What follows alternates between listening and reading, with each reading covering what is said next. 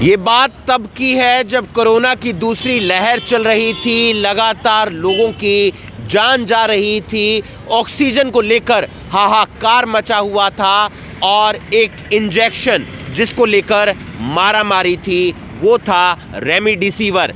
लेकिन तीसरी वेव में रेमडेसिविर का कहीं नाम भी नहीं है। ऐसा क्यों है? क्या कोरोना जो है वो इतना घातक नहीं है जितना दूसरी लहर में देखने को मिल रहा था? क्या कहना है एक्सपर्ट्स का, क्या कहना है कल्पना चावला मेडिकल हॉस्पिटल के डॉक्टर का, क्या कहना है करनाल के सिविल सर्जन का? देखिए इस रिपोर्ट में।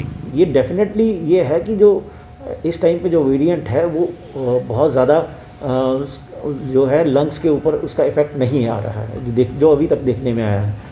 परंतु ऐसा नहीं हम मान सकते कि ये बहुत लाइट है या इसको कैजुअली या इसको गंभीरता से ना लें, क्योंकि ये जो वेरिएंट है पहले से बहुत ज़्यादा इन्फेक्शियस है। अगर हम ये मान के चलें कि अगर पहले हमारे पास मैक्सिमम 5000 एक्टिव केसेस थे, तो इस बार हमें ये डाउट है कि हम बहुत ज़्यादा केसेस जो हैं वो इन्फेक्शियस हमारे पास एक्टिव केसेस होंगे, और उसका अगर 1% केस भी हम हॉस्पिटलाइज या 2% भी हॉस्पिटलाइज करने पड़ते हैं, जबकि नॉर्मली ये 5 से 10% हॉस्पिटलाइज होते थे, तो तब भी एक बहुत बड़ा नंबर है जो हॉस्पिटल्स में जिसके ऊपर बर्डन आएगा। तो और स्पेशली जो हमारे कोमॉर्बिड पेशेंट है, 60 ईयर्स से अबव वाले पेशेंट्स हैं, उनके लिए ये अब भी उतना ही खतरा है। अच्छी बात अभी तक ये है कि फ़िलहाल जो केसेस हमारे पास अवेलेबल हैं या एक्टिव केसेस हैं, उनमें केवल 36 केसेस ही ऐसे हैं जो हॉस्पिटलाइज्ड हैं।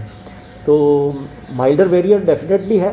लंग्स बहुत ज़्यादा इन्वॉल्व इस बार नहीं हो रहे हैं, तो इसके कारण ऑक्सीजन की बहुत ज़्यादा आवश्यकता नहीं पड़ती है। जो भी ये 36 केसेस अभी एडमिटेड हैं, उनमें केवल 11 केसेस ही हैं जो आईसीयू में अभी एडमिटेड है, बाकी नॉर्मल ऑक्सीजन बेड्स के ऊपर हैं। ऑन एवरेज कितने दिन में एक मरीज कोरोना से ठीक होकर वापस अपने घर जा रहा है या घर पर ही ठीक हो रहा है? विद इन हम ये मान के चल रहे हैं कि इसमें जो 7 डेज़ के अंदर जो व्यक्ति है वो पूरी तरह से ठीक हो जाता है, सिम्टमलेस हो जाता है। और बहुत से केसेस जो हम होम आइसोलेशन में हैं, जो हमारी टीम्स रेगुलरली उनके टच में भी है, तो 5वें दिन तक जो फीवर है वो सबसाइड कर जाता है, और 4-5वें दिन तक फीवर बिल्कुल सबसाइड कर जाता है, और अगले 3 दिन अगर वो फीवरलेस रहता है तो हम ये मान लेते हैं कि वो व्यक्ति जो है वो ठीक हो चुका है और उसको डिस्चार्ज कर दिया जाता है। पिछली बार कितना टाइम लगता था तकरीबन? पिछली बार 10 डेज़ का हम मान के चलते थे, लेकिन नॉर्मली देखने में आता था कि टाइम ज़्यादा सिम्टम्स जो है बहुत ज़्यादा सीवियर भी थे और काफ़ी लंबा केसेस में चलता है, और ऑक्सीजन की बहुत ज़्यादा ब्रेथलेसनेस और ऑक्सीजन की कमी बहुत ज़्यादा सर, एक चीज़ ये भी देखने को मिल रही है कि इस बार रेमडेसिविर का कहीं जिक्र नहीं है, और पिछली बार सेकंड वेव में बहुत ज़्यादा मारामारी उसकी देखने को मिल रही थी। इसकी कोई खास वजह मानते हैं आप? नहीं, देखिए रेमडेसिविर बेसिकली एंटीवायरल ड्रग है, तो क्योंकि अभी तक जो केसेस आए हैं वो बहुत ज़्यादा सीवियर केसेस नहीं हैं। अगर जो हॉस्पिटलाइज करे हैं और उनको में उसमें ज़रूरत पड़ी भी है, तो वो इजीली अवेलेबल है, और हॉस्पिटल्स मोस्ट लाइकली अगर ज़रूर उसको यूज़ करते हों, क्योंकि रेमडेसिविर भी जो हमारा ट्रीटमेंट प्रोटोकॉल है उसमें कोई ड्रग ऑफ चॉइस नहीं है। अगर ज़रूरत होगी तो डेफिनेटली अवेलेबल होगी ड्रग, और इसकी कोई हमारे पास विभाग के पास किसी तरह की कोई क्वेरी नहीं आई अभी तक कि रेमडेसिविर की आवश्यकता है।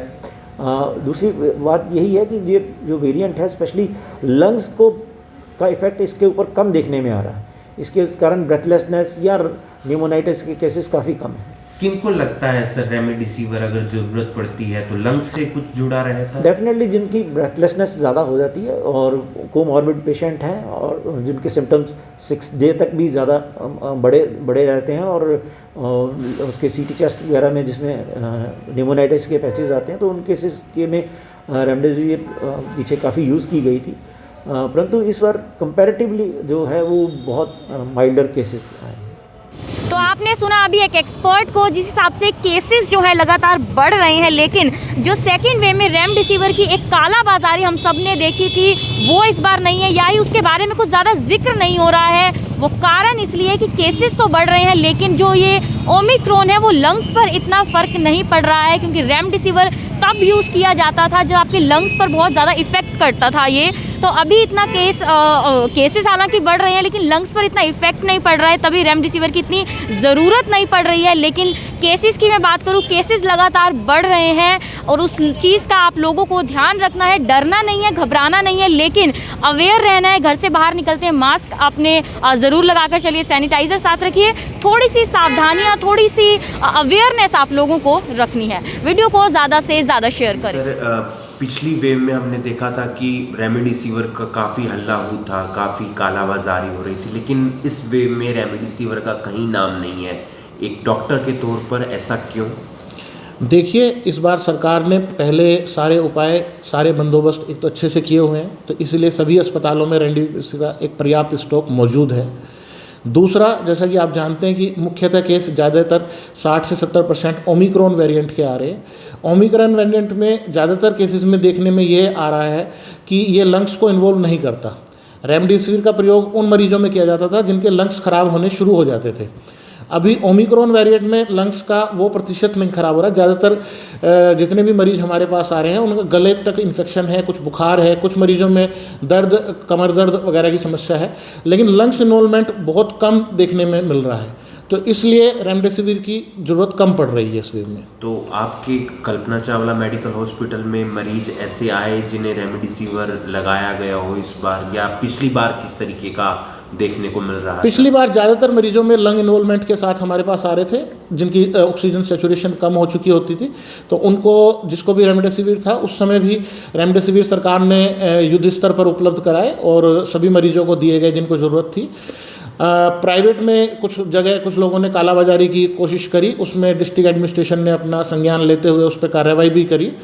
इस समय जितने भी मरीज आ रहे हैं, कुछ मरीज आए हैं जिनको रेमडेसिविर की ज़रूरत पड़ी है, तो उनको तुरंत वो रेमडेसिविर दी गई है और सरकार के पास हर ज़िले में, हर मेडिकल कॉलेज में पर्याप्त स्टॉक उपलब्ध है। लेकिन उतना वो देखने को नहीं मिला होगा जैसे पहले हर किसी को लग रहा था, इस बार हर किसी को तो नहीं लग रहा होगा। हाँ, इस बार हर किसी में, मैंने आपको बताया ना, लंग इन्वॉल्वमेंट ज़्यादा नहीं है। ज़्यादातर पेशेंट में लंग इन्वॉल्वमेंट नहीं है, ज़्यादातर वायरस गले से नीचे नहीं जा रहा है, कुछ में बुखार है। जैसे पहले आपने पहली डेल्टा वेव में देखा होगा, टेस्ट सेंसेशन चली जाती थी। ओमिक्रॉन वेरिएंट में टेस्ट सेंसेशन नहीं जा रही है। तो थोड़े से हर वेरिएंट के अपने अलग लक्षण होते हैं, अलग वायरुलेंस होती है, अलग मारक क्षमता होती है। तो इसकी भगवान की दया से या भगवान के आशीर्वाद से थोड़ा कम है, तो इस वजह से उसकी रेमडेसिविर की जो मांग है कम है।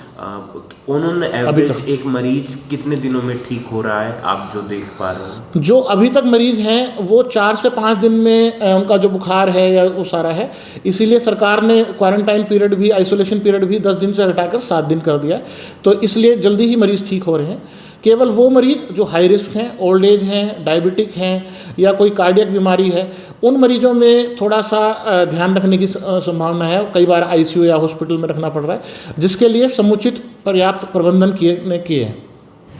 दूसरी वेव में कभी किसी का फ़ोन आ जाता था कि रेमडेसिविर इंजेक्शन चाहिए, कभी व्हाट्सएप से लेकर इंस्टाग्राम, फेसबुक पर किसी की पोस्ट देखने को मिलती थी कि इस अस्पताल में इस मरीज को रेमडेसिविर इंजेक्शन की ज़रूरत है, जिसका फ़ायदा तमाम मेडिकल दुकानदारों ने भी उठाया और रेमडेसिविर इंजेक्शन की जितनी कीमत थी उससे कई गुना महंगे दामों पर वो बेचते हुए नज़र आए थे। प्रशासन ने सख्ती भी बरती थी और कई जगह छापेमारी भी देखने को मिली थी। रेमडेसिविर इंजेक्शन उन लोगों को लग रहा था जिनके लंग्स पर सबसे ज़्यादा कोरोना का प्रभाव देखने को मिल रहा था, लेकिन तीसरी वेव में ऐसा नहीं है।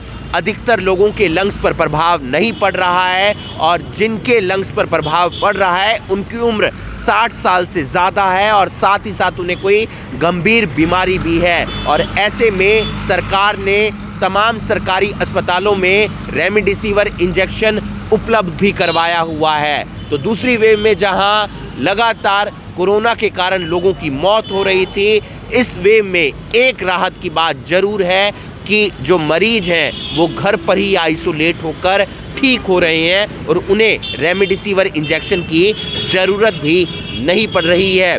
इस वीडियो को आप ज़्यादा से ज़्यादा शेयर कीजिए और बाकी तमाम खबरों के लिए आप जुड़े रहिए करनाल ब्रेकिंग न्यूज़ के साथ। नमस्कार।